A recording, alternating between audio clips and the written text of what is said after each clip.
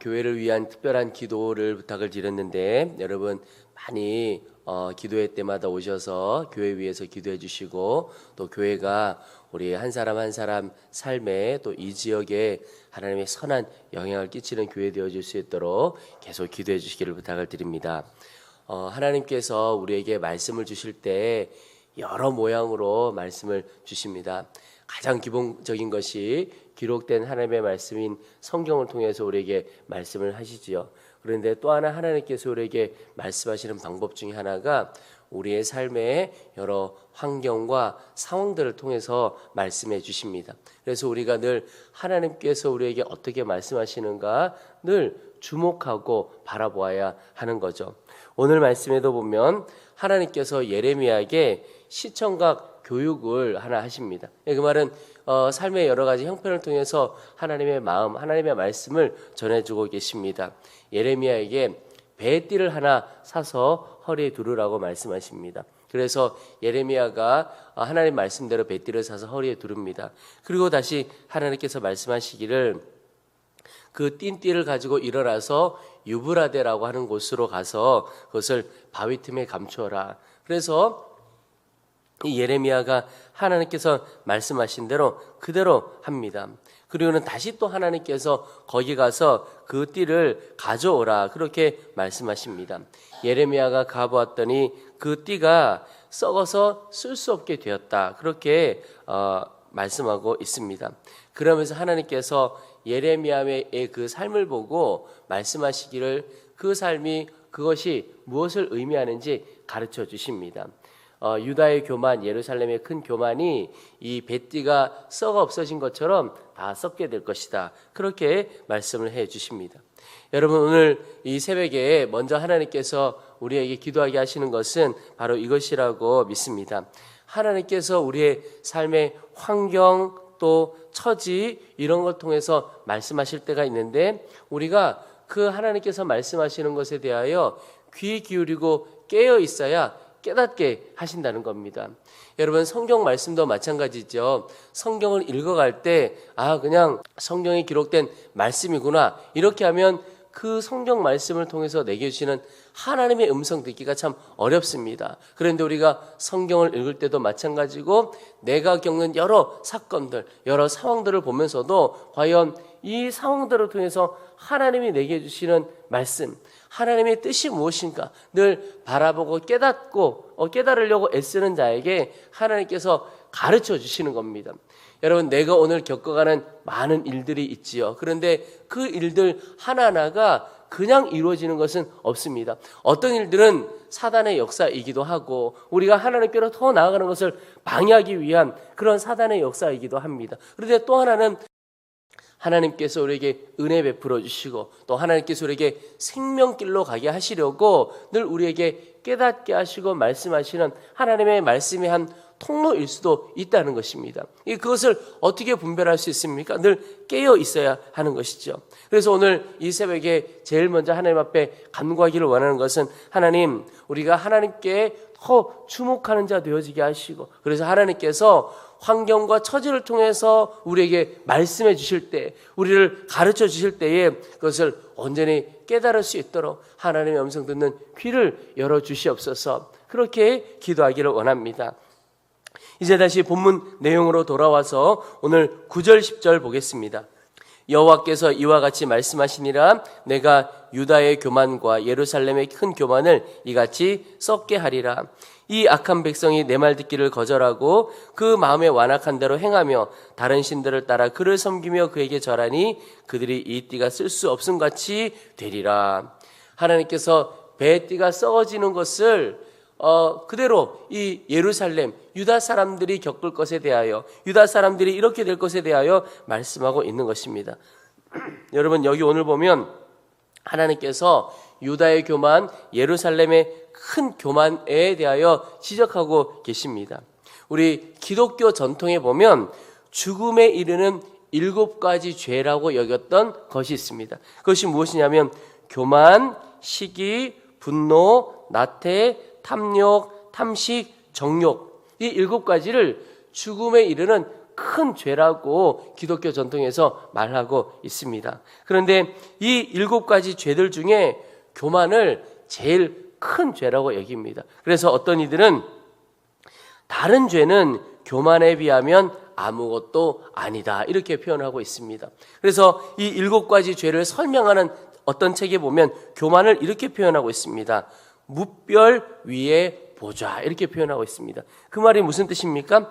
교만은 하나님이 앉으셔야 할 그 보좌에 내 자신이 앉아 있는 것, 내가 나 자신을 가장 높은 자리에 올려 앉히는 것, 그게 바로 교만이라고 하는 겁니다. 그래서 그 교만이 어떤 것이냐, 구체적으로 10절에 보면 내 말 듣기를 거절하고 그 마음에 완악한 대로 행하며, 하나님 앞에 교만은 하나님의 말씀을 거절하고 하나님 마음에 하나님 마음대로, 마음에 합한 대로 살지 않고 자기 마음대로 살아간다는 겁니다. 그 말은 곧 교만이라고 하는 것은 내가 내 인생의 주인 노릇하며 살아가는 것, 그것이 바로 교만이라는 겁니다. 여러분, 우리는 교만한 자입니까? 교만하지 않고 겸손한 자입니까? 겉모습이 아니라 그 마음을 보아야 하는 겁니다. 그 마음의 주인이 누구인가? 그게 교만과 겸손을 결정짓게 되는 겁니다. 만약에 내 마음의 주인, 그러니까 내 인생의 주인이 예수 그리스도가 아니라면 그는 교만한 사람입니다. 유다와 예루살렘, 그들의 주인은 하나님이시고 그들의 왕은 하나님이신 거죠. 그런데 그들이 하나님을 거절하고 자기 마음대로 살았습니다. 그게 바로 교만인 것입니다. 여러분, 우리 인생을 한번 점검해 보아야 할 것이, 나는 오늘 하루 하나님께서 내게 주신 나의 시간, 나의 재정, 나의 에너지, 또 나의 입술, 이런 내가 가진 모든 소유, 그것을 내 것이라고 생각하고 내 마음대로 사용하느냐, 아니면 그것들을 어떻게 사용하느냐 살펴보는 겁니다. 여러분, 내 시간, 예수님이 주인입니까? 내가 주인입니까? 그 말은 내게 주어진 24시간을 내 마음대로 쓰느냐, 아니면 하나님께서 말씀하시는 대로 하나님이 주인 되어 사용하느냐. 재정도, 내가 가진 에너지도, 내 입술도 다 마찬가지인 거죠. 하나님께서 주인 되셔서 하나님께서 하게 하는 말씀을 하느냐, 아니면 내가 하고 싶은 말 마음대로 하고 살아가느냐. 여러분, 오늘 하루 또 우리 일평생 오직 예수님 주인 삼고 사는 인생 되기를 축복합니다. 왜 그런가? 예수님 주인 삼고 사는 인생이 예수님 안에 거하는 인생이요, 그 인생이 생명과 축복을 누리는 인생이 되기 때문에 그렇습니다. 결국 교만은 하나님에게서 우리로 하여금 떠나게 합니다. 하나님을 떠나게 하고 하나님에게서 떨어지게 하는 것이 교만입니다. 오늘 11절 보시면 여호와의 말씀이니라. 띠가 사람의 허리에 속한 같이 내가 이스라엘 온 집과 유다 온 집으로 내게 속하게 하여 그들로 내 백성이 되게 하며 내 이름과 명예와 영광이 되게 하려 했으나 그들이 듣지 아니하였느니라. 여러분, 이 말은 하나님을 주인 삼고 하나님 섬기고 하나님의 음성 듣고 살면 그 사람은 하나님께 속한 사람이 되고, 이 허리띠가 허리에 속한 것처럼 그 이스라엘 백성들이 하나님께 속한 백성, 하나님의 백성이 될 것이다, 이런 뜻입니다. 그러나 교만한 마음이 이것들을 막게 된 거죠. 그 말은 결국 교만한 마음 때문에 이스라엘이 하나님의 소유가 되지 않고 하나님의 백성이 되지 않고 떨어지게 된다, 하나님에게서 떠나게 된다, 이런 뜻입니다. 바꿔 말하면 이 시대도 똑같습니다. 우리가 교회에 올 수는 있지만 그 마음이 정말 하나님을 섬기지 못하고 교만한 사람은 실제로는 하나님을 섬기고 예배하는 사람이 아니라는 거죠. 하나님에게서 떨어져 있는 사람이 되는 것입니다. 여러분, 하나님께서 떨어져 있는 인생은 그에게 생명의 능력도 없고 그의 삶에 열매도 맺혀지지 않는 삶입니다. 여러분, 우리는 생명의 근원 대신 하나님 안에 있어야, 하나님께 붙어 있어야 우리의 삶에 생명이 나타나고 열매가 나타날 수가 있는 것입니다. 여러분, 오늘 하나님 오직 주의 말씀에 순종하고, 그래서 우리의 마음의 주인, 우리 인생의 주인이 오직 주 예수님임을 고백하고 그렇게 살기를 원합니다. 주는 이제 내가 가지고 있다고 생각하는 모든 것 내 것이 아니고 하나님의 것입니다. 주님께 올려드립니다. 주님 마음껏 사용해 주십시오. 그렇게 고백하고 실제로 삶으로 예수님을 주인 삼고 사는 인생 되기를 축복합니다. 그래서 늘 우리 가운데 생명의 능력, 또 놀라운 하나님의 시는 그 생명의 열매가 가득하게 되기를 축원합니다. 오늘 한 가지 더 기도하기를 원하는 것이 있는데요. 오늘 말씀 뒷부분에 보면 가죽부대와 포도주에 대한 말씀이 있습니다. 가죽부대에 포도주가 가득 차게 될 것이다 라고 하는 표현이 나옵니다. 이 표현에 대해서는 신학자들이 해석이 조금씩 다릅니다. 그런데 저는 이 구절을 보면서 하나님께서 제 마음에 그런 마음을 주셨어요. 가죽부대는 이스라엘 백성들을 상징하는 것이고, 포도주라고 하는 것은 그 이스라엘 백성들이 그렇게 원했던 세상 즐거움, 그들이 의지했던 우상들, 그들이 그렇게 추구했던 것, 가지고자 했던 것, 그것들이 바로 포도주이겠다라고 하는 마음을 갖습니다. 그래서 오늘 13절, 14절에 보면 이것들 때문에 취하게 되고 충돌이 일어난다는 표현이 있습니다. 너는 다시 그들에게 이르기를 여호와의 말씀에 보라, 내가 이 땅의 모든 주민과 다윗의 왕위에 앉은 왕들과 제사장들과 선지자들과 예루살렘 모든 주민으로 잔뜩 취하게 하고 또 그들로 피차 충돌하여 상하게 하되 부자 사이에도 그러하게 할 것이라. 여러분, 그들이 그토록 쫓았던 세상 즐거움, 우상 숭배, 욕심, 이런 것들이 그들 가운데 가득해서 원하던 것을 얻었을지 모르지만 결국은 어떻게 되느냐, 서로 다투게 만든다는 겁니다. 심지어 부자 사이에, 그러니까 아버지와 아들 사이에도 다투게 된다는 거죠. 여러분, 아버지와 아들은 이 세상에 둘도 없이 사랑하며 살아가야 하는 관계이지요. 그런데 그 관계가 그들이 추구했던 세상 즐거움, 욕심, 우상, 이런 것들 때문에 다 무너지게 된다는 겁니다. 다툼이 일어난다는 겁니다. 여러분, 이건 멀리에서 찾을 것도 아니고 역사에서 보면, 또 지금 우리 현실에도 보면 너무나 많이 일어나는 일들입니다. 돈, 권력, 이런 거 가진 사람들, 어떤 권력가들, 재벌들 한번 보십시오. 역사에도 보면, 또 지금 현실도 마찬가지죠. 아버지와 아들 관계임에도 불구하고 그 돈 때문에, 권력 때문에 다투는 일까지 벌어지고, 심지어 서로를 죽이고 죽이는 일들도 벌어지는 것을 보게 됩니다. 여러분, 아버지와 아들 사랑하며 살아야 하는 관계인데 얼마나 이렇게 비극적인 일이 벌어집니까? 그런데 하나님께서 하나님을 떠나 교만하게 살아가는, 그들이 온전히 추구했던 그런 재물들, 우상들, 세상 즐거움, 이런 것들 때문에 이스라엘 백성들 사이에 이런 일이 일어난다는 거죠. 이것을 보신 하나님께서 말씀하시기를 14절 하반부에 보면 내가 그들을 불쌍히 여기지 아니하며 사랑하지 아니하며 아끼지 아니하고 멸하리라 하셨다 하라. 여호와의 말씀이니라.